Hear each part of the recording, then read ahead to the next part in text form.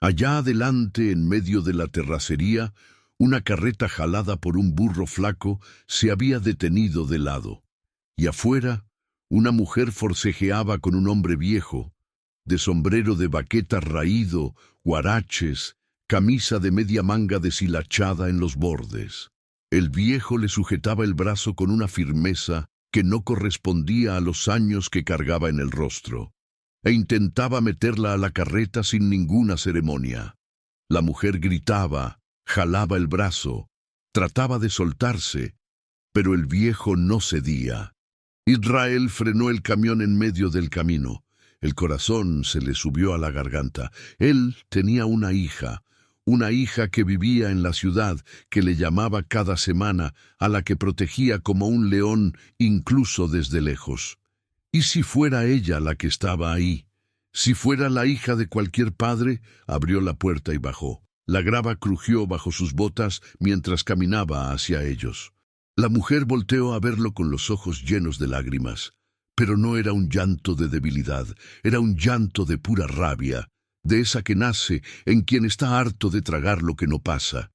El viejo le soltó el brazo lentamente, se giró hacia Israel y levantó un papel doblado con la calma de quien no le teme a nada. Usted tranquilo, joven. Esta mujer es mi hija. Se escapó de la casa y la estoy llevando de vuelta a lo suyo. La voz salió suave, sin nervios, sin titubeos. Voz de quien ya ha usado esa frase antes. Israel miró el papel, miró a la mujer. Ella negó con la cabeza con fuerza. Está mintiendo. No soy su hija. Nunca lo he visto en mi vida. El viejo no parpadeó. Aquí está el acta. Nombre, fecha, todo en orden. Israel se quedó ahí parado un momento, sintiendo el peso de la situación. No conocía a ninguno de los dos. No sabía quién tenía la razón. Y en el semidesierto, meterse donde no lo llaman sin saber qué pasa puede costar caro, no por miedo, sino porque a veces uno estorba más de lo que ayuda cuando no tiene el panorama completo. Así que se quedó ahí, firme, observando, grabando lo que grabó. La mujer tenía una pulsera de hilo negro en la muñeca izquierda, de esas de curandera. Tenía el vestido roto en el cuello. Tenía en los ojos una determinación que no era de una mujer que se dejaría vencer. Y tenía, cuando volteó a ver a Israel por última vez, antes de ser empujada a la carreta, una expresión que él no olvidó jamás. No era una petición de auxilio, era un mensaje, era ella diciendo sin palabras, no me voy a quedar callada. El burro jaló, la carreta desapareció en la curva. Israel se quedó parado en el camino por un tiempo que no supo medir. Luego regresó al camión, se sentó y se quedó mirando el volante. Tenía una entrega que hacer en Matehuala. Tenía una fecha límite. Tenía cuentas que pagar a fin de mes. Tenía una vida que seguir, pero aquella pulsera de hilo negro en la muñeca de la mujer no se le salía de la cabeza. La ciudad de Santa María del Polvo era de esas que parecen haberse quedado olvidadas en el tiempo. En el buen sentido, ese que la gente de fuera llama pueblito tranquilo, y la gente de adentro llama vida. Tenía una plaza con un kiosco de hierro pintado de verde, un tianguis cada sábado con puestos de cecina, queso ranchero y piloncillo, una iglesita blanca con una campana de verdad que todavía sonaba a mediodía y a las 6, y todo el mundo se conocía por nombre, por familia, por historia. Era en esa ciudad donde Débora vivía desde hacía 15 años. 42 años, cabello negro oscuro que siempre se sujetaba con una pinza de plástico porque no tenía paciencia para arreglárselo. Los ojos color miel que se le aclaraban cuando se enojaba, y el enojo era un estado que frecuentaba más de lo que le gustaría. Trabajaba como cocinera en la fonda del camino, un lugar sencillo a la salida del pueblo, con mesas de plástico, un refrigerador que hacía ruido y una comida que hacía que la gente cerrara los ojos de gusto. La comida era suya, las recetas eran suyas, el sazón era suyo, pero el crédito era de la dueña. Ignacia tenía 56 años y era dueña de la fonda, desde que la heredó de un exmarido que se fue y nunca más volvió. Era una mujer de rostro adusto, uñas siempre pintadas de rojo oscuro, que caminaba por el lugar como quien fiscaliza todo y no aprueba nada. Sabía que sin Débora la fonda no era nada. Y precisamente por eso, hacía lo posible para asegurarse de que Débora nunca tuviera la oportunidad de irse a otro lugar. Le pagaba lo justo, inventaba descuentos a cada rato, dejaba claro a cualquiera que preguntara que la cocinera era ella misma. Débora lo sabía todo, y cada día era una batalla silenciosa para no dejar que esa situación se tragara lo que ella había construido. Pero había otra cosa que pesaba más que Ignacia, más que el sueldo corto, más que el cansancio. Una cosa que Débora nunca había resuelto y que seguía ahí, latiendo por dentro, en los momentos más silenciosos de la noche. No sabía quién era en realidad. Había sido criada por doña Remedios, una curandera que vivía en los límites del pueblo. Una mujer pequeña, de cabellos completamente blancos, que le rezaba a cualquier enfermo que aparecía en su puerta. Desde gente con fiebre hasta gente con el corazón roto. Remedios había encontrado a Débora cuando tenía unos 5 o 6 años, a la orilla de un camino, sentada en un tronco con una bolsita de tela en el regazo, y sin saber decir bien ni su propio nombre. Remedios la había llevado a su casa, la había cuidado, la había registrado. Pero a la hora del registro, por un error del escribano de la época, el nombre que quedó en el papel no era el que Débora creía que era el suyo. Y ese error se había propagado a todos los documentos que vinieron después, creando un enredo de actas, bancos y oficinas de gobierno que nunca había logrado deshacer por completo. Doña Remedios había fallecido hacía 8 años, y con ella también se fue lo poco que Débora sabía sobre su origen. En las últimas semanas antes de morir, la vieja curandera repetía a veces un apellido, cuando la mente ya estaba revuelta por la edad, un apellido que Débora nunca pudo asociar con nada concreto, pero que quedó guardado en su memoria como un hueso que duele cuando va a cambiar el tiempo. Había aprendido a vivir con esa duda sobre su origen como se vive con una cicatriz. Estaba ahí, era parte de su rostro, pero una trata de no mirarla, solo que a veces la cicatriz punza. De aquel lunes por la mañana, Débora estaba en la fonda antes de las 6, encendiendo la estufa, preparando la olla de frijoles que se quedaría cociendo hasta mediodía. Era la hora que más le gustaba, antes de que llegara Ignacia, antes de que llegaran los clientes, cuando la fonda era solo suya y el olor a comino y laurel inundaba el aire. Escuchaba la radio bajito, tarareaba una copla que había aprendido de doña Remedios, y trabajaba al ritmo del semidesierto, que es un ritmo que parece lento pero nunca se detiene. A las 7, la puerta de la fonda se abrió con fuerza y una mujer entró tambaleándose. Débora volteó. La mujer tenía el vestido roto en el cuello, los pies sucios de tierra roja, el cabello todo revuelto. Temblaba de una manera que no era de frío, era de cansancio, de susto, de quien ha pasado demasiado tiempo con el corazón en la garganta. Ignacia, que había llegado minutos antes, salió de la cocina con el rostro ya endurecido. «Aquí no es lugar para pedir limosna, ¿eh?» La mujer no pidió limosna, miró directamente a Ignacia con sus ojos color miel que ni parpadearon. «Solo quiero un vaso de agua». Débora no esperó más. Ya iba a buscar el agua, ya estaba sacando una gordita de nata que había sobrado del desayuno, ya estaba destapando el frasco de jarabe de jengibre que ella misma hacía y que servía para calmar cualquier cosa. Garganta seca, estómago revuelto, corazón roto, cualquier cosa. «Siéntese», dijo Débora acercando una silla. «Aquí no nos hace falta». Ignacia abrió la boca para decir algo, pero cuando vio la forma en que Débora lo dijo, firme, sin dejar lugar a discusión, Cerró la boca, dio media vuelta y se fue a la cocina refunfuñando. La mujer se sentó. Se bebió toda el agua de un trago. Cerró los ojos por un segundo. «Gracias», dijo, y la voz le salió diferente ahora, más asentada, más suya. «¿De dónde viene usted así?», preguntó Débora, no con curiosidad de chisme, sino de cuidado.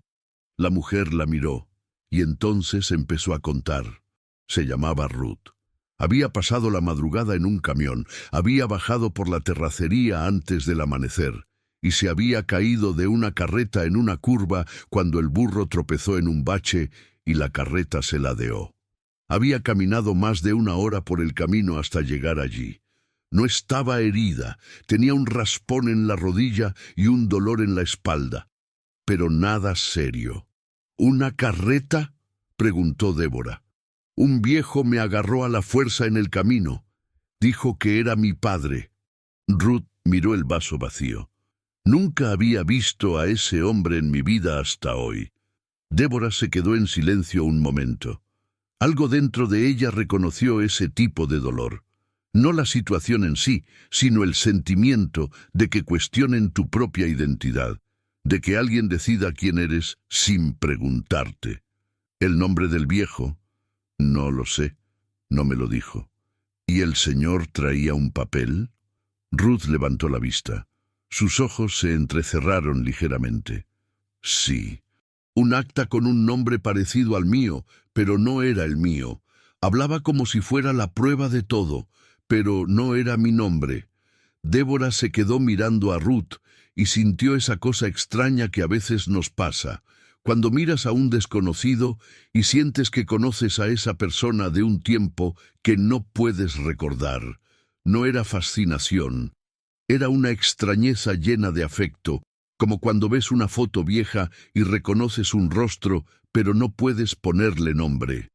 «Quédese aquí por ahora», dijo Débora. «Necesita descansar, comer algo. Ya después vemos». Ruth iba a negarse. Se notaba que era de esas mujeres a las que no les gusta deberle nada a nadie. Pero el cuerpo habló más fuerte que el orgullo. Asintió con la cabeza. Y ahí comenzó una amistad que ninguna de las dos sabía todavía que les cambiaría la vida para siempre. Israel entró a la fonda del camino por primera vez 3 días después, de regreso de Matehuala. Había entregado la carga. Había dormido mal los 2 días que estuvo fuera y no había podido dejar de pensar en aquella mujer del camino. No por ningún interés. No era hombre de meterse en la vida de los demás por nada, sino porque el sentido de justicia que cargaba no lo dejaba olvidar algo que sabía que estaba mal. Entró pidiendo de comer. Se sentó en la mesa del rincón. Y cuando la mujer que le sirvió la mesa se dio la vuelta y él vio su rostro, se quedó con la cuchara suspendida en el aire. Era la mujer de la carreta. Ella también lo reconoció al instante. Sus ojos se abrieron ligeramente, pero no se movió de su lugar. Se mantuvo firme, solo se pasó la mano por el delantal y se acercó a su mesa. «¿Usted es el trailero que se detuvo en el camino?» «Soy yo», dijo Israel. «Y usted es la mujer que vi que empujaban a la carreta». Se quedaron mirándose un momento, con esa extraña sensación de quienes han compartido una situación grave sin haberse presentado antes. «Ruth», dijo ella, extendiendo la mano. «Israel». Ella le trajo su plato y se quedó en la mesa unos minutos mientras la fonda estaba más vacía. Le contó lo que había pasado después de que la carreta se volcara en la curva. Él le contó lo que había averiguado cuando paró en la gasolinera a preguntar por el viejo. «Ezequiel», dijo Israel el nombre en voz baja. «Así le dicen por aquí.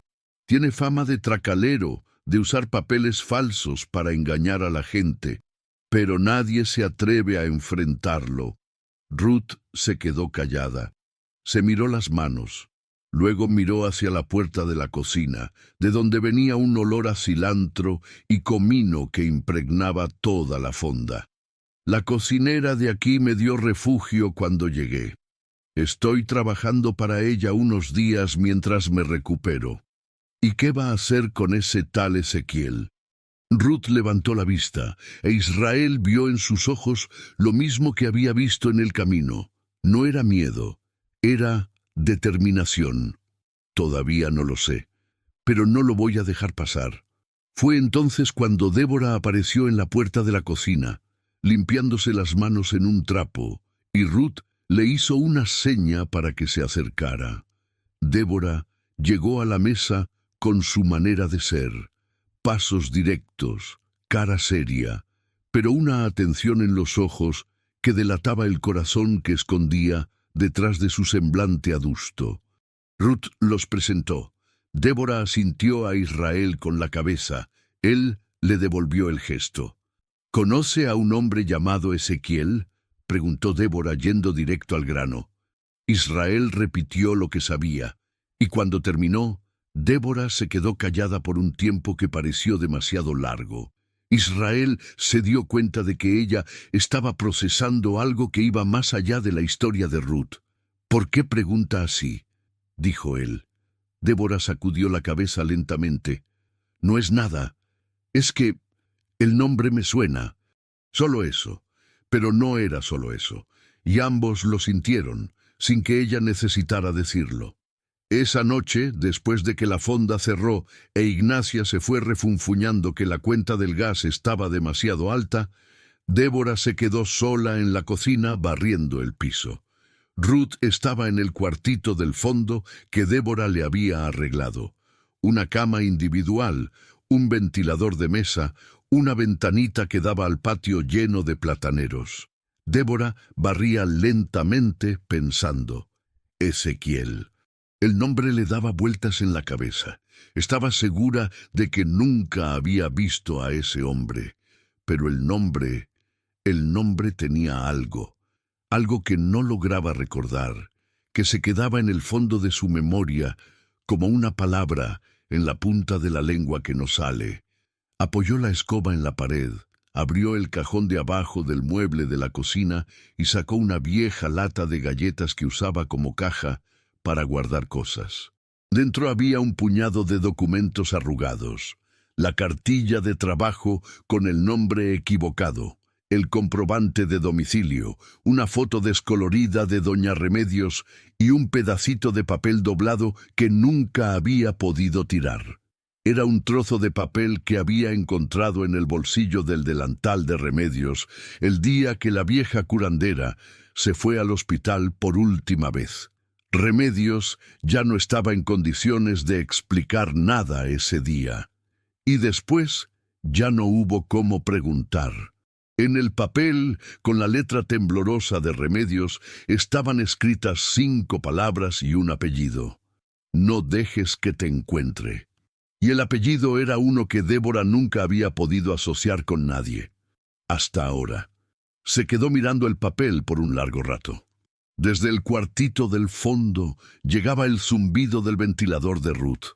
Afuera, una rana cantaba cerca del estanque. Y Débora sintió esa punzada en la vieja cicatriz, la cicatriz del origen que nunca conoció, de la duda que nunca dormía del todo. Dobló el papel de nuevo, lo guardó en la lata, cerró el cajón, pero esa noche no durmió.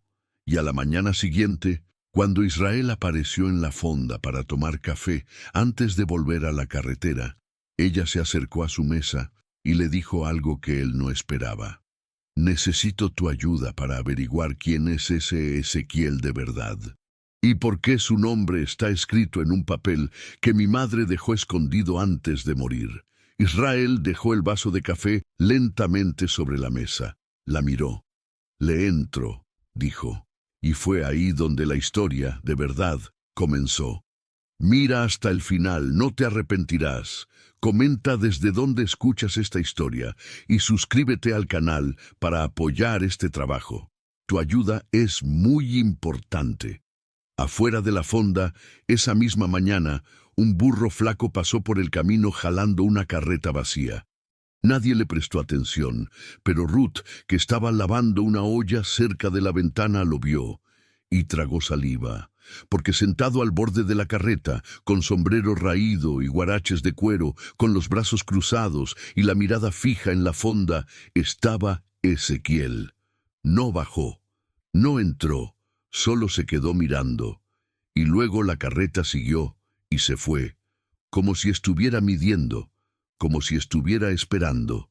Débora no le contó a Ruth lo que había visto por la ventana, no por ocultárselo, sino porque ella misma todavía estaba tratando de digerirlo. Ezequiel frente a la fonda, parado, mirando, sin entrar, sin gritar, sin hacer nada, solo mirando. Había algo en eso que era peor que si hubiera entrado maldiciendo a todo el mundo. Era como cuando uno siente que va a llover, pero el cielo todavía está despejado. La presión en el pecho llega antes que la tormenta. Se secó las manos en el trapo de cocina, respiró hondo y volvió a su trabajo. Israel se quedó en la mesa un poco más, revolviendo el café que ya se había enfriado. Había notado algo en la forma en que Débora se le había acercado. La firmeza de sus palabras, la mirada directa, la ausencia de rodeos. Era la manera de alguien que ha cargado algo pesado por mucho tiempo y finalmente ha decidido que ya no puede cargarlo sola. Él conocía esa forma de ser. La había visto en su hija, la había visto en sí mismo más de una vez.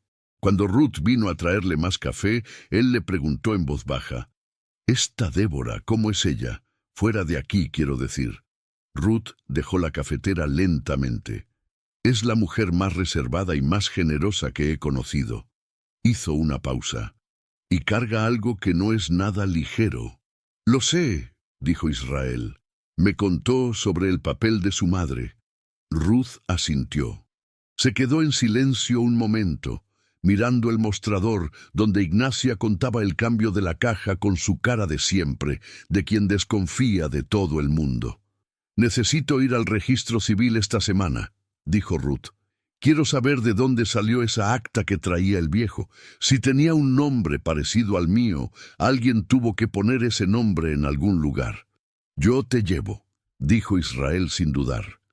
El registro civil de Santa María del Polvo era uno de esos lugares que el tiempo había tratado con indiferencia. Paredes amarillentas, estantes de madera con expedientes apilados hasta el techo, un ventilador de techo que giraba demasiado lento para hacer alguna diferencia en el calor.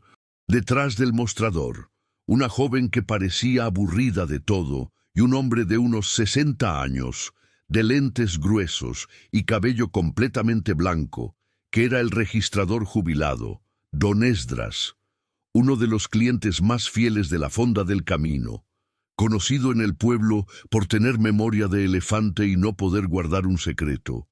Ruth e Israel llegaron allí el martes por la mañana, antes del calor del mediodía.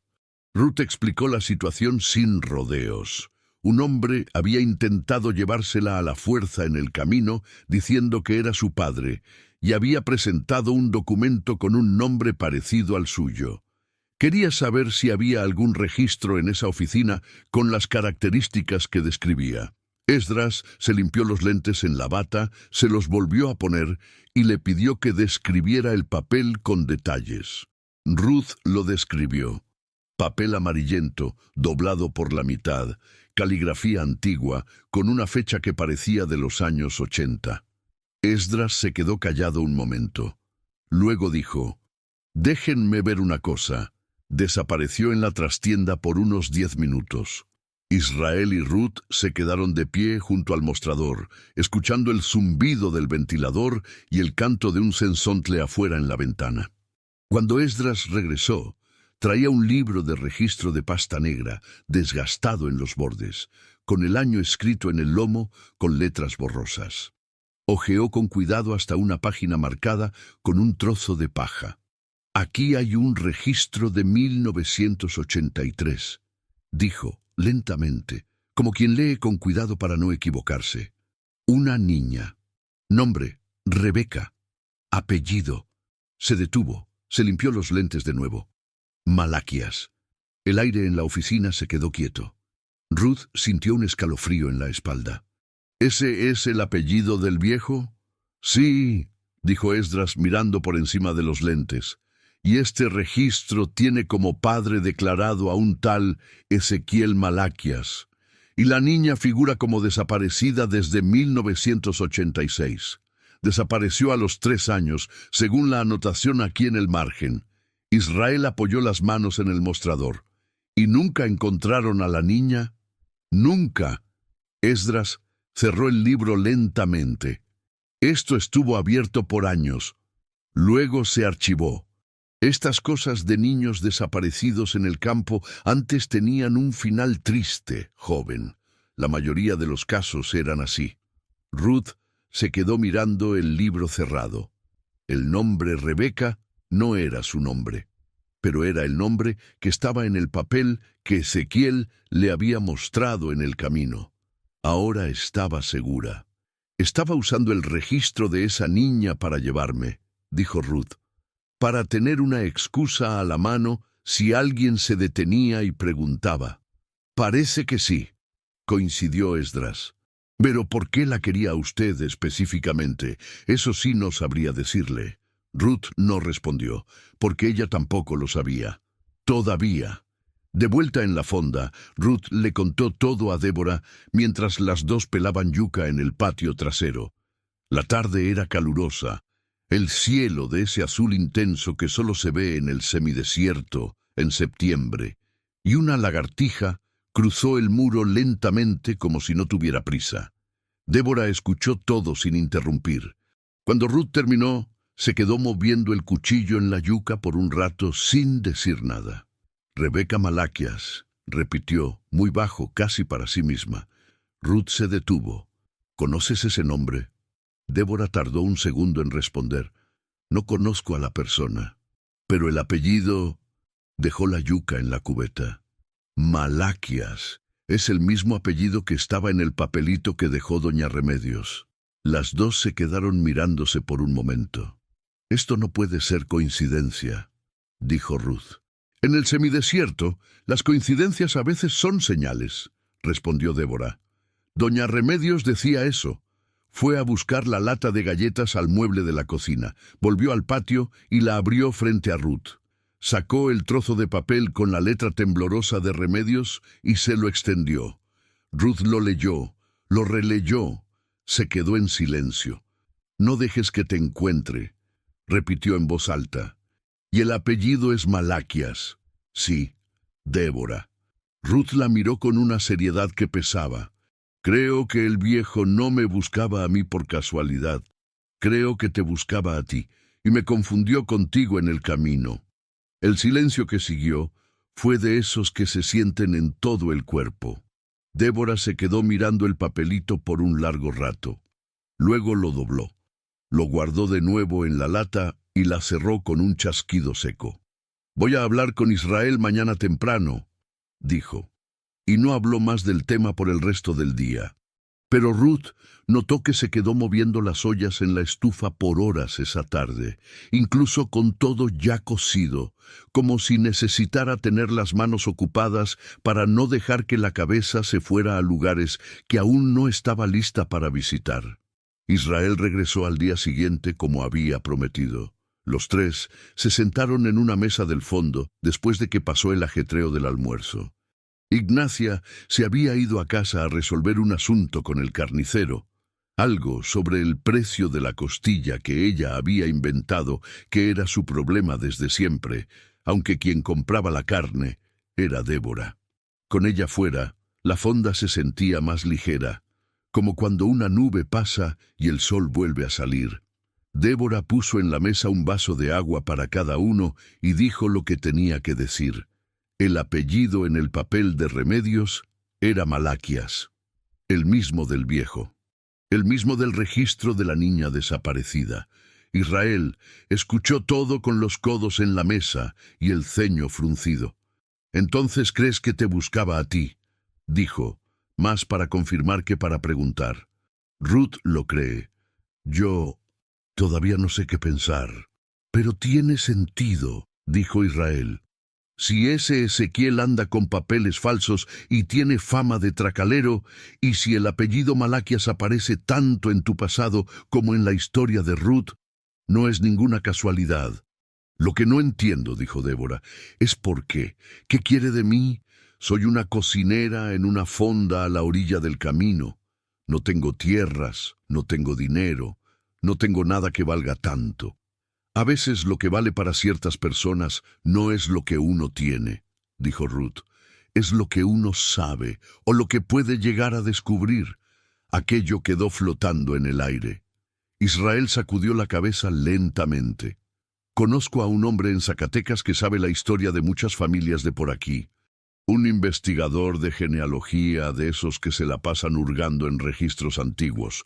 Si ese tal Malaquías tiene un historial, él lo sabe. ¿Conoces a ese hombre?, preguntó Débora. Lo conocí por una entrega que le hice hace como 2 años. Libros, cajas y cajas de libros. Un tipo raro, pero sabe lo que hace. ¿Cuándo vas a Zacatecas? La próxima semana tengo una entrega por allá. Israel la miró. ¿Quieres ir? Débora se quedó callada un segundo. Ignacia iba a armar un escándalo. Iba a decir que no podía, que tenía que cubrir la comida, que la cocinera no podía simplemente desaparecer. Iba a inventar 1000 pretextos. Voy, dijo. Pero antes de que llegara la próxima semana, las cosas se complicaron. El jueves por la tarde, cuando la fonda estaba casi vacía y Ruth limpiaba las mesas de afuera, un hombre llegó a pie por el camino. No era viejo, tendría unos 30 y tantos años, cuerpo enjuto de quien trabaja en el campo, sombrero de palma en la mano. Entró al lugar con una calma que parecía ensayada y pidió información sobre la cocinera. Ignacia, que estaba en la caja, levantó la vista. ¿Qué cocinera? Débora, la señora que cocina aquí. ¿Para qué?, preguntó Ignacia con esa voz de quien está a punto de usar la información a su favor. Mi patrón quiere hablar con ella. Es un asunto particular. ¿Quién es su patrón? El hombre se puso el sombrero lentamente. El señor Ezequiel Malaquías. Ignacia se quedó callada un segundo. Luego sonrió con esa sonrisa de uñas rojas que no le llegaba a los ojos. Yo le puedo pasar el recado, dijo. Ruth, desde afuera, había escuchado todo por la ventana abierta. Se quedó quieta, con el trapo en la mano, esperando a que el hombre se fuera. Cuando salió y se perdió por el camino, ella entró corriendo a la cocina. Débora estaba moviendo los frijoles. Ruth se le acercó y le contó todo de un solo aliento. Débora apagó el fuego. Se quedó de espaldas un segundo, respirando. Luego se dio la vuelta. Me va a dar el recado, dijo. Y va a usar esto de alguna forma en mi contra. Conozco a Ignacia. ¿Qué vas a hacer? Voy a fingir que no sé nada, dijo Débora. Y le voy a llamar a Israel ahora mismo. Fue hasta el teléfono de pared que estaba en la cocina y marcó el número que Israel le había dejado anotado en una servilleta de papel. El teléfono sonó 3 veces. 4. Israel contestó al 5.º timbrazo. Israel, necesitamos ir a Zacatecas antes de la próxima semana, dijo sin rodeos. El hombre ya sabe dónde estoy. Del otro lado, un breve silencio. Puedo salir mañana temprano. Tengo una carga pequeña que puedo adelantar. ¿Puedes salir sin que la dueña de la fonda se dé cuenta? Débora miró por la rendija de la puerta. Ignacia estaba en la caja con la mirada de quien está maquinando algo. Puedo, dijo. A las 5 de la mañana en la esquina de la plaza. Ahí estaré. Colgó. Volvió a la cocina. Volvió a encender el fuego bajo los frijoles y se quedó moviendo la olla con una calma que no sentía por dentro, pero que necesitaba mostrar, porque Ignacia la estaba vigilando, y mostrar debilidad ahora sería el peor error que podía cometer. Más tarde, Ignacia fue a la cocina con una sonrisita en el rostro. Débora, un hombre pasó por aquí hoy preguntando por ti. Dijo que un señor de nombre Ezequiel Malaquías quiere conversar. Dijo que es asunto de familia. Dejó la última palabra pesando en el aire. Familia, qué interesante, ¿no? Ni sabía que tenías familia por estos rumbos. Débora siguió moviendo la olla sin voltear. ¿Quién no tiene familia, Ignacia? Es verdad. La pausa fue calculada. Pero no toda la familia aparece con recados de extraños. ¿O sí? Esperó un segundo buscando alguna reacción. ¿No le vas a responder? Lo pensaré, dijo Débora seca. Ignacia se quedó un momento más, como si quisiera decir algo más. Luego se fue, con el ruido de sus tacones en el piso de cemento. Débora soltó el aire solo cuando escuchó la puerta trasera cerrarse. Esa noche, después de que todo cerró, Ruth fue al cuartito del fondo y encontró a Débora sentada al borde de la cama, con la lata de galletas en el regazo. ¿Vas a estar bien?, preguntó Ruth, recargada en el marco de la puerta. Débora tardó en responder. Cada vez que intentaba entender de dónde venía, dijo lentamente, algo me detenía. Daba 2 pasos y aparecía un muro. El registro civil con problemas, documentos equivocados, gente que sabía y no quería contar. Miró la lata cerrada. Ahora aparece un hombre del que doña Remedios me advirtió que huyera, y no sé si correr o enfrentarlo. Doña Remedios te crió, te cuidó, te amó, dijo Ruth con voz tranquila, y aún así te ocultó algo. Eso no fue crueldad, fue protección. Sabía de algún peligro. Lo sé, dijo Débora, y eso es lo que más me asusta. Porque si doña Remedios le tenía miedo a ese hombre, es porque había una razón muy seria. Ruth cruzó el cuarto y se sentó a su lado en la cama. Entonces vamos a buscar esa razón. Con cuidado, pero vamos a ir. Débora la miró. ¿Por qué me estás ayudando en esto? Tienes tu propia vida que resolver, tu propia historia con ese hombre.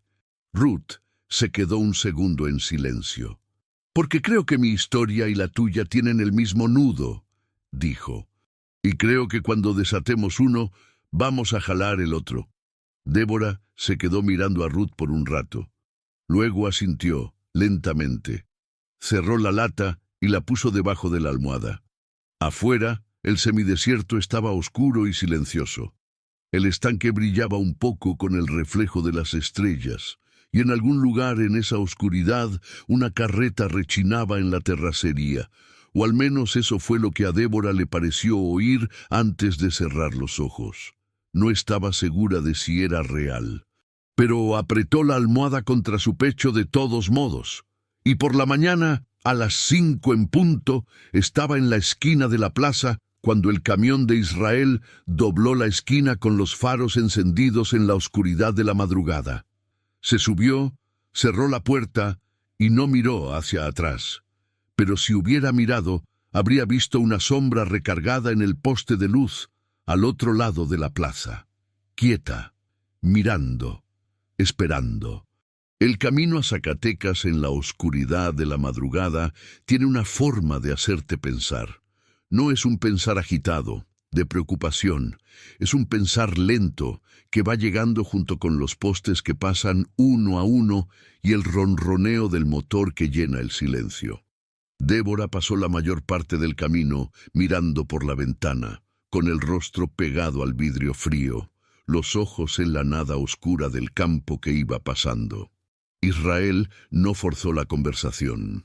Era de esos hombres que entienden cuando uno necesita silencio. Puso la radio bajito, una estación que tocaba música norteña de la vieja, y condujo con las 2 manos en el volante y la mente en lo que estaba haciendo. Sabía que se estaba metiendo en una historia que no era suya. Sabía que un hombre sensato miraría la situación y diría: no es mi problema, tengo entregas que hacer, tengo cuentas que pagar.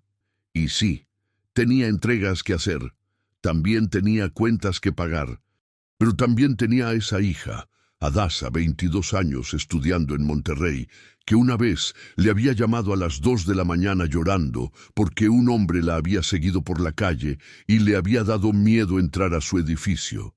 Israel se había quedado del otro lado de la línea a 500 kilómetros, sin poder hacer nada más que hablarle despacio y esperar a que entrara a salvo. Esa sensación de no poder hacer nada cuando pudo haber hecho algo, esa era la cosa que no podía tragar. Así que cuando podía hacer algo, lo hacía. ¿Dormiste algo?, preguntó cuando ya habían recorrido unos 2/3 del camino. Un poco, dijo Débora, sin quitar el rostro de la ventana. ¿Quieres parar a tomar un café en alguna gasolinera? No es necesario. Silencio de nuevo. Un armadillo cruzó el camino lentamente e Israel lo esquivó sin prisa. Débora, dijo él después de un rato, si descubrimos algo malo allá en Zacatecas, ¿estás preparada? Ella tardó un segundo. He pasado 42 años sin saber quién soy. Cualquier verdad es mejor que este vacío. Israel no respondió, pero asintió con la cabeza lentamente, y el camión siguió devorando el camino en la oscuridad. El hombre que Israel conocía en Zacatecas se llamaba Isaías. 63 años, cabello casi todo blanco, lentes de armazón grueso de carey, que usaba colgados en el cuello la mayor parte del tiempo y solo se ponía en la nariz cuando iba a leer algo. Vivía en una casa pequeña en el centro histórico de la ciudad, rodeada de libros apilados en cada pared, en cada superficie disponible, en cajas en el pasillo y en pilas en el suelo que habían formado su propio camino en medio de la sala, como si fueran un paisaje natural. Israel había entregado libros en esa casa 2 veces. No se habían hablado desde entonces, pero en el campo un favor hecho no se olvida fácilmente. Isaías los recibió en el porche con una taza de café en la mano y el aire desconfiado de quien no le gustan mucho las visitas inesperadas, pero es demasiado educado para correrlas. Israel, dijo mirando el camión en la calle, ¿trajiste más libros? No, don Isaías. Traje a una persona que necesita su ayuda. El viejo miró a Débora. Ella le sostuvo la mirada sin desviarla. Pasen, dijo, después de un segundo. La sala olía a papel viejo y a café. Isaías puso más tazas en la mesa, fue a buscar la cafetera y se sentó en una mecedora que rechinó bajo su peso. Débora se sentó en el sofá de cuero viejo, al lado de Israel, y contó la historia, corta, sin rodeos. Doña Remedios, el papel con el apellido Malaquías, el viejo Ezequiel y el registro de la niña desaparecida. Isaías escuchó todo sin interrumpir, con los lentes colgando en el cuello y los dedos entrelazados sobre el regazo. Cuando ella terminó, él se quedó en silencio por un tiempo, que pareció largo. Malaquías, dijo finalmente, como quien abre un cajón pesado en el fondo de la memoria. Familia antigua del semidesierto, del lado de Río Grande, por el rumbo del río Aguanabal. ¿Los conoce?, preguntó Débora. Conozco el nombre. Dejó la taza. No es una familia con buena fama por aquí. El patriarca era un hombre de muchas tierras y pocas buenas palabras. Ezequiel era el hijo mayor. Tenía fama de ser peor que el padre en algunos aspectos. Miró a Débora. Pero lo que me interesa de tu historia es otra cosa. Dijiste que te encontraron a la orilla de un camino a principios de los 80. Doña Remedios me encontró como en el 84. Yo tenía unos 5 o 6 años. Nunca lo supo con certeza. Isaías se levantó de la mecedora y fue a uno de los estantes. Pasó el dedo por los lomos de algunos libros, abrió una caja de cartón que estaba en un rincón y revolvió dentro de ella por unos minutos. Volvió con un folder de plástico delgado, amarillento por el tiempo. Llevo 30 años investigando genealogías, dijo, abriendo el folder con cuidado. Y una de las cosas que hago es guardar recortes de periódicos viejos que mencionan a las familias de la región. Hojeó las páginas con calma. Aquí. Sacó un pequeño recorte de periódico, de papel ya muy amarillo, y se lo extendió a Débora. Ella lo tomó con ambas manos. Era una nota pequeña, de un periódico local, sin fecha, con el borde carcomido por el tiempo, pero se podía leer lo suficiente. Familia busca a niña de nombre Rebeca, de 5 años, desaparecida en las cercanías de Río Grande. Quien tenga información, favor de buscar al señor Malaquías en el tianguis de... El resto estaba comido por el tiempo, ilegible. Débora se quedó mirando el recorte por un largo rato. Rebeca, dijo en voz baja, es el mismo nombre del acta que el viejo usó en el camino, dijo Israel, mirando por encima de su hombro.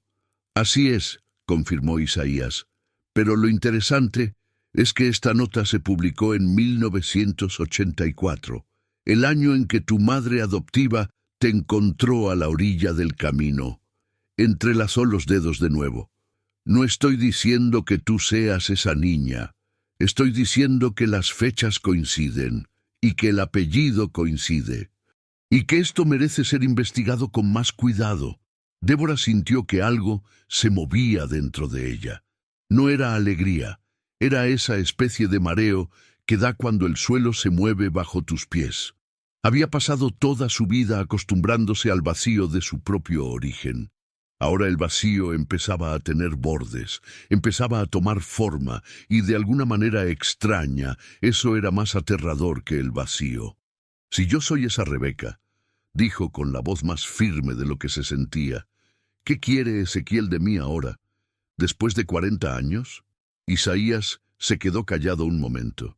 Eso no lo sé con certeza, pero puedo decirte algo que descubrí sobre la familia Malaquías a lo largo de los años. Apoyó las manos en las rodillas. El patriarca murió hace unos 15 años. Dejó un rancho de buen tamaño, con buena tierra cerca del río. Pero dejó el juicio sucesorio abierto, porque había un problema con los herederos. Un hijo había desaparecido, otro tenía problemas con documentos, y había rumores de una hija que nunca fue encontrada. El silencio que siguió fue pesado como una piedra. Una hija que nunca fue encontrada, repitió Israel lentamente, que sería la heredera legítima de la tierra, confirmó Isaías. Si existiera, si apareciera, si probara quién es. Débora se quedó mirando el folder sobre la mesa. Y Ezequiel sabe eso. Ezequiel es el único hijo que queda. Si la hija no aparece, o si aparece y no puede probar nada, la tierra se queda para él en el juicio. Las piezas cayeron en su lugar una por una, y cuando cayeron, hicieron un ruido que Débora sintió en el pecho. Ezequiel no la buscaba por afecto, no buscaba un reencuentro familiar, la buscaba para asegurarse de que ella nunca llegara a un juzgado con pruebas suficientes, para asegurarse de que nunca reclamara nada. Doña Remedios lo sabía, y había escrito la advertencia en el papelito que estuvo escondido por años. Se quedaron en casa de Isaías hasta el principio de la tarde. El viejo investigador les mostró más cosas que tenía. Anotaciones sobre la familia Malaquías, referencias en documentos de tierras antiguos, el nombre del pueblo cerca del río donde estaba el rancho. No era mucho, pero era suficiente para tener un camino. Antes de irse, Isaías tomó a Débora del brazo en la puerta. «Una cosa», dijo en voz baja. «Si de verdad eres esa niña, vas a necesitar más que palabras para probarlo. Vas a necesitar a alguien que todavía esté vivo y que se acuerde. Y vas a necesitar un abogado de confianza, no uno cualquiera». «Lo sé», dijo ella, «y necesitas saber algo más». Vaciló. «He oído que Ezequiel tiene un sobrino que trabaja en el registro civil de Río Grande, un hombre llamado Ananías. Es él quien se encarga de los documentos del juicio. Si algo sale mal con tus registros, con tus papeles, puede que el camino pase por él». Débora grabó el nombre. Israel le dio las gracias, le estrechó la mano al viejo, y los dos se fueron al camión. En el camino de regreso, el sol estaba alto, y el semidesierto estaba dorado de esa manera que se ve bonita pero que quema. Débora se quedó en silencio por mucho tiempo, mirando el camino que se abría frente a ellos. —¿Estás bien? —preguntó Israel. —Estoy pensando —dijo ella. —¿En qué? —En Doña Remedios —volteó a verlo—. Me encontró a la orilla de un camino, me crió, me dio un nombre, una casa, amor, y al final de su vida escribió en un papelito: «No dejes que te encuentre». Tragó saliva. Ella sabía de dónde venía, sabía del peligro, y nunca me lo contó. «Tal vez quería protegerte», dijo Israel. «Sé que quería». La voz de Débora se quebró un poco. «Pero ahora tengo 42 años y todavía no sé mi verdadero nombre. Todavía no sé quién fue mi madre. Todavía no sé cómo terminé en ese camino a los 5 años». Se secó la esquina del ojo rápidamente, como quien no quiere que la vean llorar. «Doña Remedios me amó, lo sé, pero ese amor tuvo un precio que todavía estoy pagando». Israel se quedó en silencio. No tenía respuesta para eso, y lo sabía. Así que se quedó callado y siguió conduciendo, dejando que el silencio fuera lo que era. Cuando llegaron a Santa María del Polvo al atardecer, Ruth estaba en la puerta de la fonda esperando. La forma en que estaba allí, de pie, con los brazos cruzados, el rostro tenso, lo dijo todo antes de que abriera la boca. «¿Qué pasó?», preguntó Débora bajando del camión. «Ignacia entró a tu cuarto», dijo Ruth. «Rebuscó entre tus cosas». Débora cerró los ojos por un segundo. La lata estaba debajo de la almohada, como siempre. Ruth hizo una pausa. «Está abierta sobre la mesa de la cocina, y el papelito de Doña Remedios ya no está». El calor de la tarde dejó de existir por un segundo. Débora entró a la fonda con paso firme, fue directo a la cocina. La lata de galletas estaba abierta sobre la mesa, volcada, los documentos esparcidos, la cartilla de trabajo, el comprobante, la foto de Remedios. Todo allí, menos el papel. Ignacia estaba sentada en la silla de la cocina, con las uñas rojas tamborileando en la mesa, con esa sonrisa que no era sonrisa. «No avisaste que ibas a salir hoy», dijo. «No necesito avisar», respondió Débora, con la voz baja y controlada. «Aquí en mi fonda sí necesitas». Ignacia enarcó una ceja. «Y encontré algunas de tus cosas tiradas por el cuarto. Limpié y guardé». «¿Guardaste dónde?» «En un lugar seguro». Las dos se quedaron mirando. Israel estaba en la puerta de la cocina, en silencio. Ruth estaba detrás de él. «Ignacia», dijo Débora, cada palabra saliendo con cuidado. «No sabes lo que estás haciendo». «Sé muy bien lo que hago», respondió ella. «Sé que un hombre importante quiere hablar contigo. Sé que te fuiste a escondidas de madrugada. Sé que hay algo escrito en un papel que guardas escondido». Inclinó la cabeza. «Y sé que quien tiene información tiene el poder. Así que mientras no me digas qué está pasando, el papel se queda guardado». Débora permaneció inmóvil por un momento. Luego respiró. «Está bien», dijo. «Vas a tener tu información. Pero si algo me pasa por lo que estás haciendo, cargarás con eso por el resto de tu vida». Ignacia abrió la boca para responder, pero Débora ya le había dado la espalda y había salido de la cocina. En el patio trasero se quedó parada cerca de los plataneros por un largo rato, escuchando el sonido del viento en las hojas. Israel se acercó a ella después de unos minutos y se quedó a su lado sin decir nada. «El papel ya no tiene nada que no sepa», dijo ella finalmente. «Isaías me contó lo suficiente hoy, ya no lo necesito. Pero Ignacia puede usarlo para cualquier cosa. Puede». Débora miró el horizonte anaranjado. «Por eso tenemos que movernos rápido. Antes de que el viejo me encuentre de nuevo, antes de que Ignacia venda la información, antes de que el juicio se cierre sin mí». «¿Qué necesitas?», preguntó Israel. «Necesito ir a Río Grande. Necesito hablar con alguien que se acuerde de la niña. Necesito un testigo vivo». «¿Cuándo?». Ella lo miró. «Mañana». Israel asintió, sin quejarse, sin dudar. Y fue entonces cuando Ruth se acercó a ellos con el rostro pálido, con el celular en la mano, un celular prestado por la chica del mostrador, y dijo algo que los hizo reaccionar de inmediato. Llamé al registro civil de Río Grande para preguntar sobre el juicio de los Malaquias. La señorita dijo que el proceso se reabrió esta semana. Alguien presentó un documento nuevo. Un documento que cancela cualquier posibilidad de que aparezcan más herederos. Hizo una pausa. Y el plazo para impugnar vence en 30 días. El sol se estaba poniendo en el semidesierto.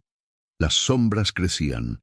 Y en algún lugar entre Santa María del Polvo y Río Grande, el viejo Ezequiel se estaba moviendo más rápido de lo que pensaban.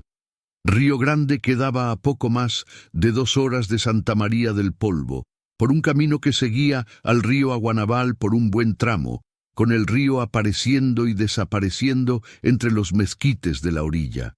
Israel había salido antes de las 6 de la mañana con Débora en el asiento del copiloto y Ruth atrás, apretada entre la puerta y una caja de herramientas que no cabía en otro lado. Ninguno de los tres había dormido bien. Débora se había quedado despierta casi toda la noche en el cuartito del fondo, con la lata de galletas vacía sobre la cama y la cabeza llena de cosas que no se acomodaban. 30 días. El plazo que Ruth había descubierto le martillaba en la cabeza como una gotera en un techo de lámina. Constante, sin parar, sin dejar que olvidara que estaba ahí. Sabía que si no hacía nada en 30 días, la ventana se cerraba, y tal vez no se abriría más. Pero lo que la mantenía más despierta no era el plazo, era otra cosa. Era la pregunta que giraba debajo de todo, silenciosa y pesada. ¿Y si llegaba al final de todo esto y descubría que no era quien pensaba? ¿Y si los papeles no cuadraban? ¿Y si no había ningún testigo? ¿Y si había dejado la vida que conocía, arriesgado su trabajo, molestado a Israel, metido a Ruth en medio de un lío, todo para nada? Ese era el verdadero miedo. No Ezequiel, no Ignacia.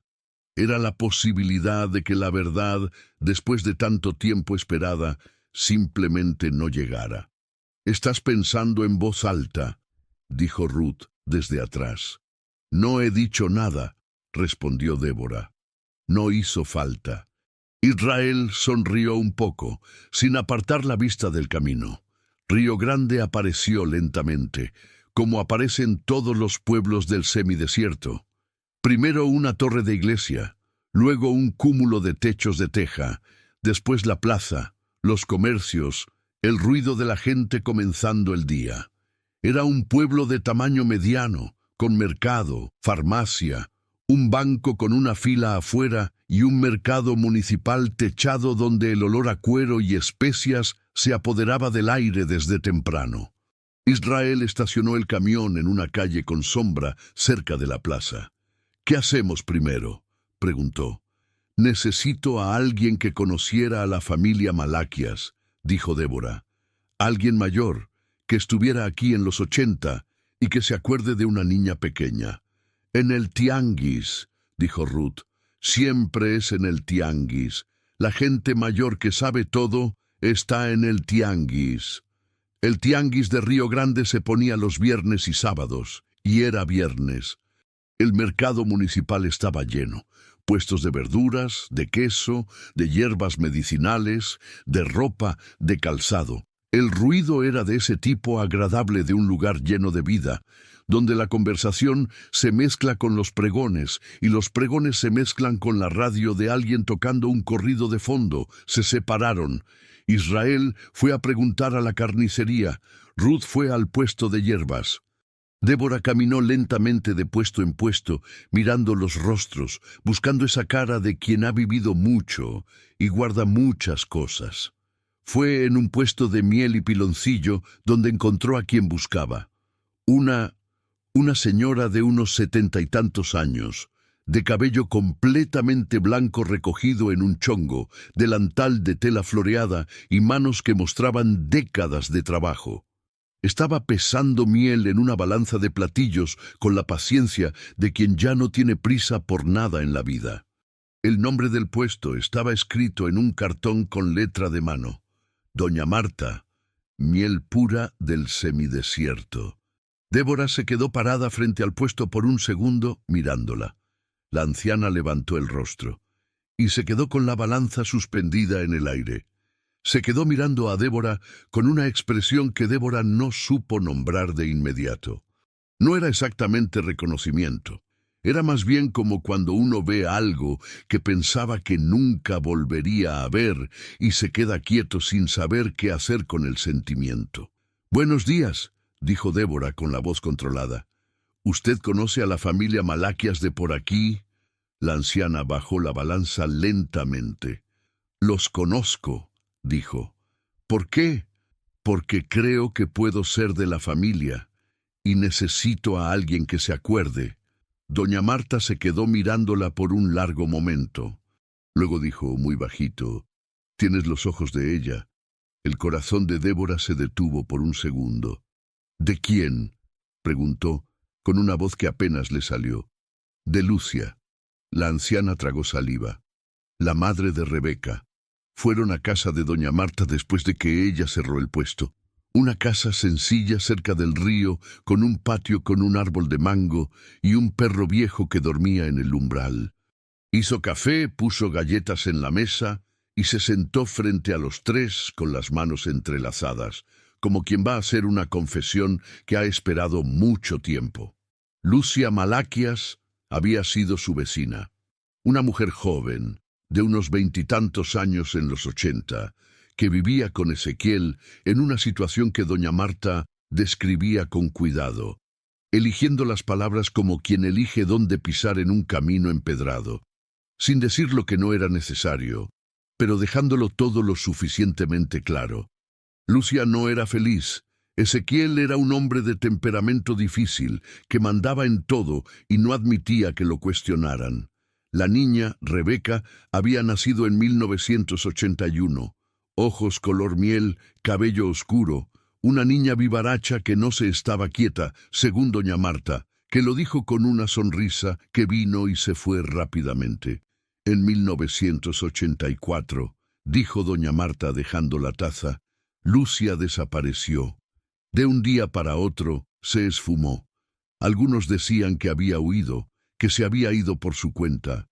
Otros decían que la habían visto en el camino con la niña, caminando, con una bolsita de tela. Miró a Débora. Nunca más apareció. Ezequiel registró a la niña como desaparecida, pero la gente de aquí pensaba que Lucia se la había llevado lejos a propósito, para protegerla. Débora sintió que le ardían los ojos. Se aguantó. No en ese momento. ¿Y nunca encontraron a Lucia?, preguntó Ruth con voz suave. Nunca. Doña Marta negó con la cabeza. Yo siempre pensé que había logrado llegar lo suficientemente lejos, que había rehecho su vida en algún rincón. Volvió a mirar a Débora. Pero la niña, Rebeca, nunca supimos qué pasó. Si se fue con ella, si se quedó en el camino, si alguien la encontró. Débora se quedó mirando el café en su taza. Alguien la encontró. Doña Remedios había encontrado a una niña de unos 5 o 6 años a la orilla de un camino en 1984, con una bolsita de tela en el regazo. Sin saber decir bien ni su propio nombre, la niña no se había perdido, la habían dejado allí, con cuidado, a propósito.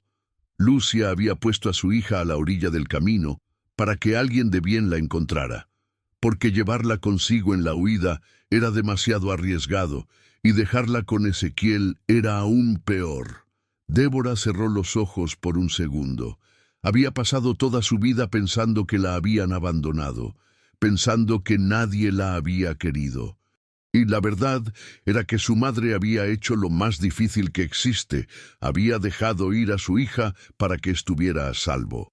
Se le escapó una lágrima. Se la secó rápidamente con el dorso de la mano. ¿Tiene algo que lo compruebe?, le preguntó Israel a doña Marta con voz amable. Una foto, un documento, algo que conecte esta historia con Débora. Doña Marta se levantó, fue a su cuarto y volvió con una vieja lata de galletas. La abrió. Sacó de dentro una fotografía en blanco y negro, descolorida en los bordes. Era una mujer joven, sosteniendo a una niña pequeña en brazos. La mujer sonreía, la niña tenía los ojos claros y el cabello oscuro. Y en la muñeca de la mujer había una pulsera de hilo negro, igual a la que usaba doña Remedios, igual a la que Débora había encontrado entre las cosas de Remedios y había guardado en la lata de galletas por años. «Esta es Lucia, y esta es Rebeca», dijo doña Marta. Débora miró la fotografía por un largo rato. Luego se giró hacia Ruth. Ruth tenía los ojos llenos de lágrimas, pero sonreía. Israel se quedó en silencio, con los codos en la mesa, mirando la madera como alguien que intenta no emocionarse y no lo está consiguiendo del todo. Los 30 días no fueron fáciles. Primero vino el obstáculo de Ignacia, que había ido con Ezequiel con el papelito de doña Remedios pensando que iba a ganar algo con eso. Lo que ganó fue una pelea tremenda con Débora frente a toda la fonda. Una mañana de mucho movimiento cuando Débora regresó de Río Grande y fue directo a pedirle cuentas. Ignacia gritó que Débora era una malagradecida, que ella le había dado trabajo cuando nadie más lo hacía, que la comida de la fonda era obra suya. Débora la dejó decir todo. Cuando Ignacia se calló, Débora dijo frente a los clientes, los empleados y Ruth, que observaba desde la puerta: «Trabajé en esta fonda durante 15 años. Cada receta, cada sazón, cada cliente que regresó por mi comida. Nunca me diste el crédito, siempre me retuviste y ahora te llevaste un papel que era mío sin pedírmelo. Eso no fue ayudarme, fue usarme». Silencio total en la fonda. Ignacia se puso roja, abrió la boca, la cerró. Débora se quitó el delantal, lo dobló con cuidado, lo puso sobre el mostrador y se fue. Nunca más volvió a trabajar allí. Y en los días siguientes, la fama de la comida de la fonda del camino comenzó a disminuir lentamente, como era de esperar, porque la comida no era de Ignacia. Nunca lo fue. El segundo obstáculo fue Ananías, el sobrino de Ezequiel en el registro civil de Río Grande, que intentó de verdad detener el proceso usando una burocracia de papeleo que retrasó las cosas por casi 2 semanas. Israel, que se había comprometido hasta el final, fue a una ciudad más grande y volvió con un abogado llamado Jonas, 40 años, serio, que conocía la legislación de juicios sucesorios como la palma de su mano. Jonas tomó el caso, analizó los documentos y dijo, una tarde en que los 3 estaban sentados en su oficina: «El documento que presentó Ananías es irregular. La fecha no coincide con el plazo legal, y el juicio original tiene una cláusula que permite a un heredero directo presentar pruebas hasta 30 días después de la reapertura. Estamos en el día 22. Miró a Débora. Tienes la fotografía, tienes a doña Marta como testigo, tienes las fechas que coinciden.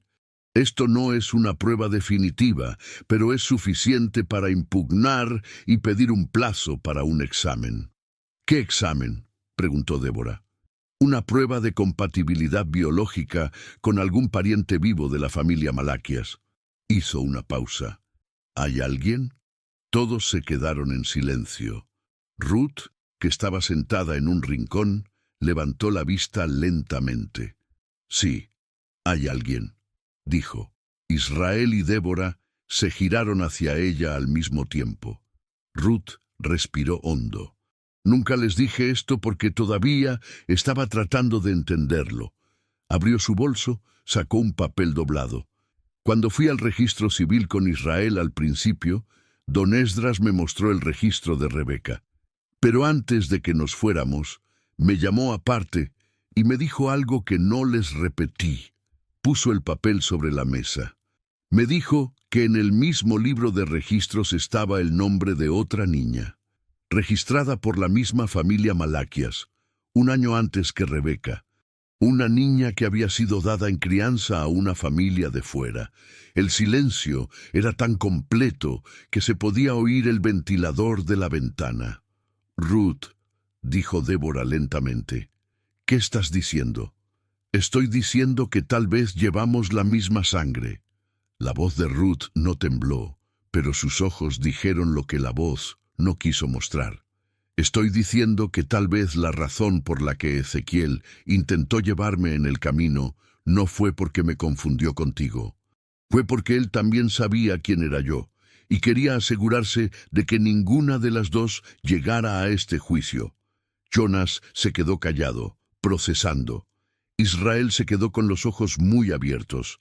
Débora se quedó mirando a Ruth por un largo rato. Esa extrañeza llena de afecto que había sentido desde el primer día, cuando le llevó agua y una gordita de nata a una desconocida que llegó con el vestido roto, ahora tenía un nombre, tenía una explicación, tenía una raíz. «¿Por qué no lo dijiste antes?», preguntó Débora sin acusación, con curiosidad real. «Porque tenía miedo de estar equivocada», dijo Ruth, «y porque tenía miedo de tener razón». Las dos se quedaron mirando. Y entonces Débora hizo algo que sorprendió a todos en la sala, incluyéndola a ella misma. Extendió la mano sobre la mesa. Ruth la tomó. El examen se hizo con la sangre de Ruth como referencia del linaje Malaquías, ya que ella tenía más documentación que establecía el vínculo con la familia. El resultado tardó 10 días. 10 días que parecieron 10 meses, con Débora trabajando por su cuenta en la casa de una clienta que la contrató para hacer comida para llevar, con Israel haciendo sus rutas y apareciendo en Santa María cada vez que pasaba por la región, y con Ruth instalada en un cuartito alquilado cerca de la plaza porque el trabajo en el pueblo vecino la había esperado. El resultado llegó un martes por la mañana. Jonas llamó temprano. Débora estaba en la cocina de la clienta, moviendo una olla de caldo cuando sonó el teléfono. Escuchó lo que Jonas le dijo. Se quedó parada un momento con el teléfono en la oreja y la cuchara detenida en el caldo que burbujeaba. Luego colgó. Apagó el fuego. Se quitó el delantal, salió por la puerta trasera y caminó hasta la plaza, lentamente, como quien necesita aire para pensar.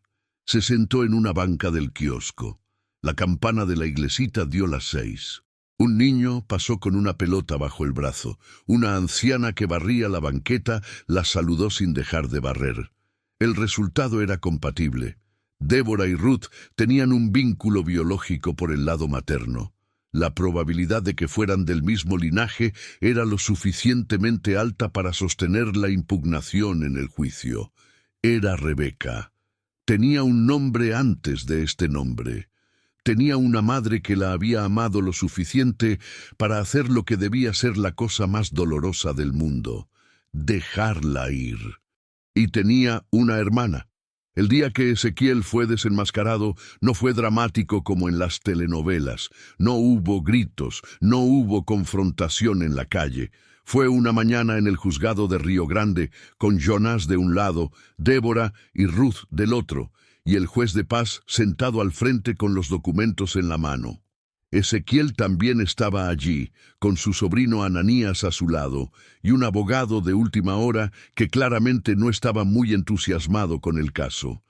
Jonas presentó todo: la fotografía de doña Marta, la declaración escrita de la anciana del puesto de miel, las fechas que coincidían, el resultado del examen. Ezequiel intentó argumentar que el examen no era concluyente. Su abogado planteó un punto técnico que Jonas refutó con calma, citando jurisprudencia de memoria como quien recita una receta de cocina. El juez escuchó todo, hojeó los documentos, hizo preguntas, tomó notas. Y al final de esa mañana determinó que el juicio sucesorio se suspendería temporalmente hasta que se realizara un examen más completo con los registros presentados y que las partes interesadas, incluyendo a Débora como posible heredera, serían notificadas sobre los próximos pasos. No fue una victoria total, no tenía por qué serlo. era un paso grande, conquistado con esfuerzo, con costo, con meses de dificultades, pero era real, era concreto, y nadie podría borrarlo. Cuando salieron del juzgado, Ezequiel pasó junto a Débora sin decir nada, pero ella vio en su rostro algo que no esperaba ver. No era rabia, era cansancio. El cansancio de un hombre que pasó años tratando de ocultar algo y acababa de darse cuenta de que el escondite se había acabado. No sintió lástima, pero tampoco sintió rabia. Sintió algo más tranquilo, más profundo. Sintió que algo se había cerrado. No terminado, no resuelto por completo, pero lo suficientemente cerrado como para que pudiera respirar diferente. 3 semanas después, un sábado por la tarde con olor a lluvia en el aire, Débora y Ruth fueron de nuevo al tianguis de Río Grande. Doña Marta estaba en su puesto de miel, pesando con su balanza, como siempre. Cuando vio a las dos llegar juntas, la anciana dejó lo que estaba haciendo. Miró de una a la otra y sonrió de una manera que Débora no pudo describir. Era la sonrisa de quien ha guardado algo pesado por muchos años y finalmente puede dejarlo. «Supe lo del juzgado», dijo doña Marta. «Todavía no termina», dijo Débora. «Va a tardar un poco más». «Pero ya empezó», respondió la anciana. «Y empezar ya es mucho». Le extendió a Débora un frasquito de miel. «De parte de Lucia», dijo, así de simple. Débora tomó el frasco con ambas manos. Se quedó mirando la miel dorada que brillaba con la luz de la tarde y sintió aquello que pasa toda una vida sin nombre y que en ese momento solo podía llamarse de una manera: pertenencia. Israel estaba recargado en el camión afuera del tianguis cuando las dos salieron. Se había quedado esperando, como se había quedado esperando en tantos otros momentos durante esos meses, sin cobrar, sin quejarse, sin pedir nada a cambio. Débora se acercó a él y se quedó parada un segundo. «Gracias», dijo. Él negó con la cabeza. «Habrías llegado aquí sola», dijo. «Tal vez, pero habría tardado mucho más, y habría sido mucho más difícil». Él sonrió. El tipo de sonrisa de quien sabe que hizo lo correcto y no necesita nada más. Ruth se acercó, se recargó también en el camión, y los tres se quedaron un momento allí mirando el movimiento del tianguis. Los pregones, los niños corriendo entre los puestos, el olor a carne asada y especias en el aire, el cielo que se oscurecía por el rumbo del río a Guanabal con la promesa de lluvia. «¿Y ahora qué?», preguntó Ruth, a ninguno de los dos en particular. Débora miró el frasco de miel en su mano. «Ahora esperamos el proceso». Hizo una pausa. «Y mientras esperamos, quiero abrir mi propio negocio, de comida, a mi manera, con mis recetas, con mi nombre en la puerta». «¿Débora o Rebeca?», preguntó Ruth con una ceja levantada. Débora se quedó pensando un segundo. «Los dos», dijo. «Débora es quien doña Remedios hizo. Rebeca es quien Lucia empezó. Son las dos partes de la misma persona». Ruth asintió. Israel también. Y fue ahí, en ese momento sencillo entre un tianguis y un camino, con el viento llegando antes de la lluvia y el ruido del semidesierto alrededor, que Débora entendió algo que le había llevado toda la vida a aprender. El origen no es el comienzo de la historia. El origen es una de las partes. La historia se hace de todo. De lo que heredamos, de lo que perdemos, de lo que elegimos, y de las personas que se quedan a nuestro lado cuando el camino se pone difícil. Había perdido mucho en esos meses. El trabajo, la seguridad de lo conocido, el papel de doña Remedios, la ilusión de que el pasado era simple. Pero había ganado un nombre que era suyo. Había ganado una hermana que no sabía que tenía. Había ganado 2 amigos que se quedaron cuando no tenían por qué hacerlo. Y tenía, finalmente, una cicatriz que ya no punzaba. La carta fue abierta una tarde tranquila, en casa de doña Marta, con Ruth a su lado y una taza de café enfriándose en la mesa. Era de Lucia, escrita en 1984, con la letra de alguien que tenía prisa, pero quería esmerarse en cada palabra. No era larga, cabía en una sola hoja. Decía que se había ido porque no había otra manera. Decía que sus 2 hijas habían sido dejadas en caminos diferentes porque era la forma que había encontrado para asegurarse de que al menos una de ellas llegara lejos. Decía que sabía que era injusto. Decía que sabía que las niñas crecerían sin entender. Y al final, con la letra un poco más grande que el resto, como si quisiera asegurarse de que se leyera bien, decía: no fueron abandonadas, fueron protegidas. Hay una diferencia. Y cuando entiendan esa diferencia, espero que me perdonen. Débora leyó la carta 3 veces. Luego la dobló con cuidado. Se quedó en silencio por un largo rato. Afuera, la lluvia que había amenazado con llegar finalmente llegó. Densa, ruidosa, de esas lluvias del semidesierto que cuando llegan, llegan de verdad, que lo lavan todo, que dejan el suelo rojo oliendo a tierra mojada, que hacen cantar a las palomas y que la gente salga a la ventana a dar gracias. Débora se quedó mirando la lluvia por la ventana de doña Marta, y por primera vez en 42 años no sintió el vacío.